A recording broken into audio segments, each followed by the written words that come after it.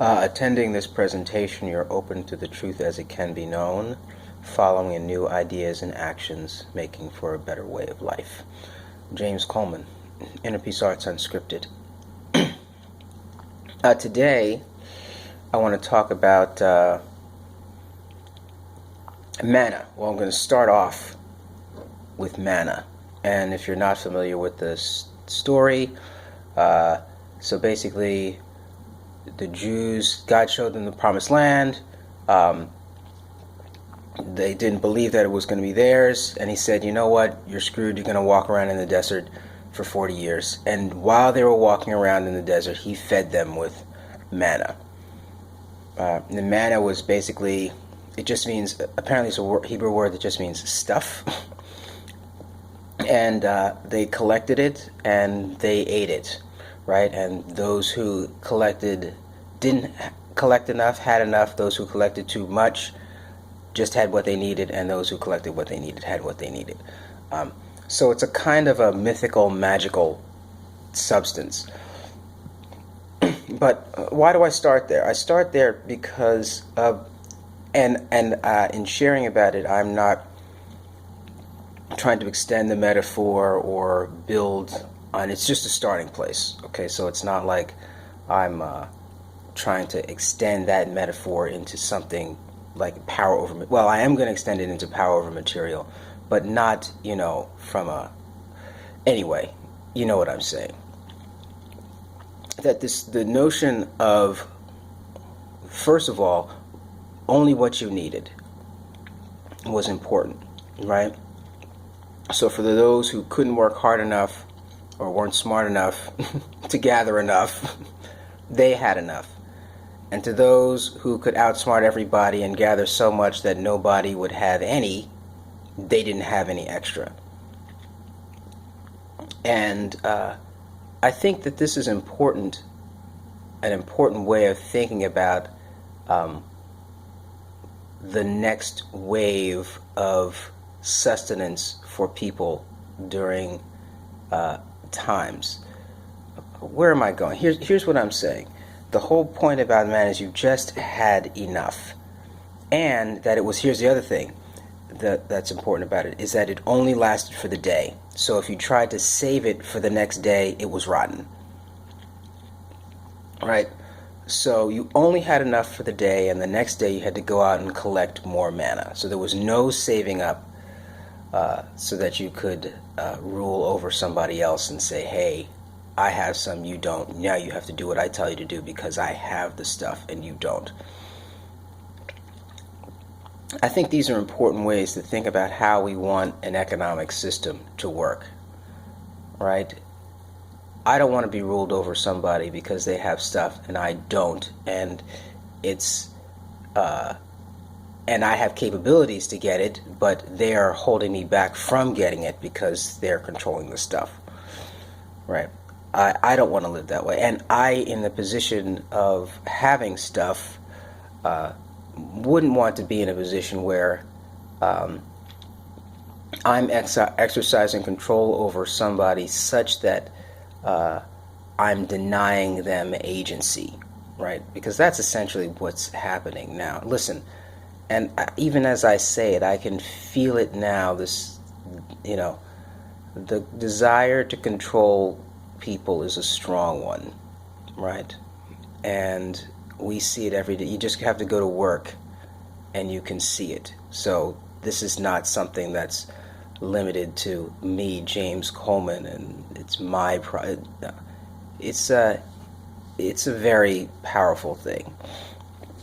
And and I often think about what would you do in a position of power where you actually had this kind of power over people? And you always have to wonder until you get there, right? But I do know for myself that my perspective on agency is really, really strong, and that when I'm around people, I really want to draw out agency and move in the relationship from that perspective. Back to manna. That you only had enough for the day, And we need economic systems that kind of reflect that so we don't have control over people. But the other thing that I wanted to say about Manna was that it was just enough. And, we think about the things that we need and we think we need more. And you really just need enough. And I think that's something to really take to heart in our going about and getting stuff. and I want to attach this to power over material, because at the end of the day, like I'm going to say over and over again, there is feelings and stuff, and we want to have control over stuff. And how does this idea help us get control over stuff? Well, it helps us to regulate ourselves such that we're not trying to get more than we actually need. So that means that the way I regulate my energy is that I regulate my energy to get enough. And of course I'm deciding what enough is, but there's also a kind of a reasonable perspective on what enough is. And, you can work that out. Or call me and I'll help you work it out. Either way, that there's this notion of enough, and that way you can align your energies such that you're more efficient, and more efficient in terms of meeting your agenda, not efficiency in terms of production for somebody else's agenda. That's not what I'm talking about. Let's make that clear.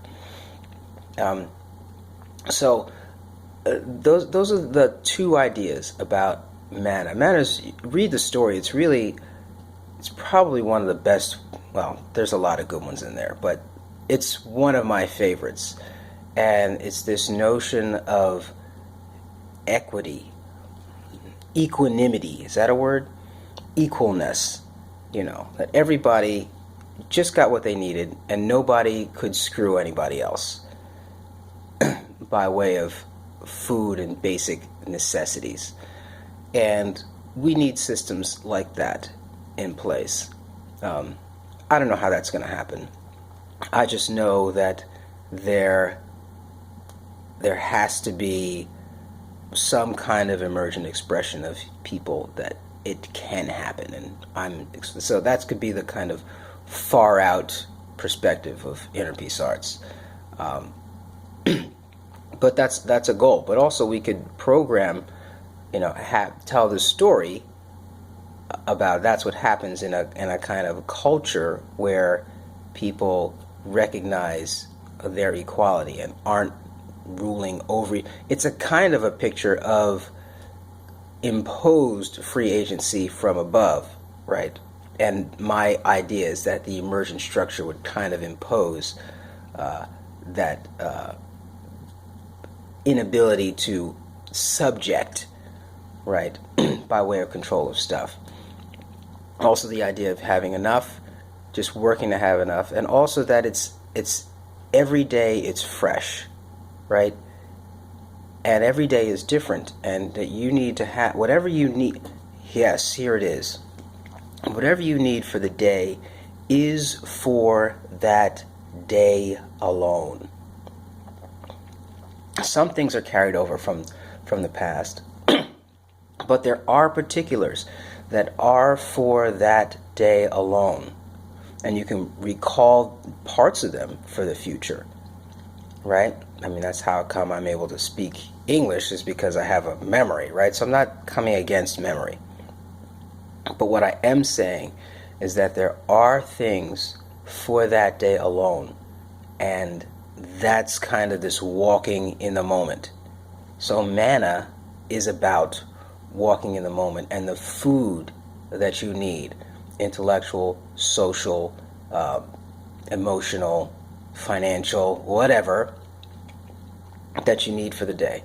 And it's fresh, and it's new, and it's exciting, and it happens every day, and that's what you're getting every day. So every day there is a kind of metaphorical manna that comes from the stream for you to get done what you need to get done. That's how it's related to power over material, right? It's related to power over material because it's instilling a perspective that I have enough for the day, It's fresh for the day, and I need to use it today.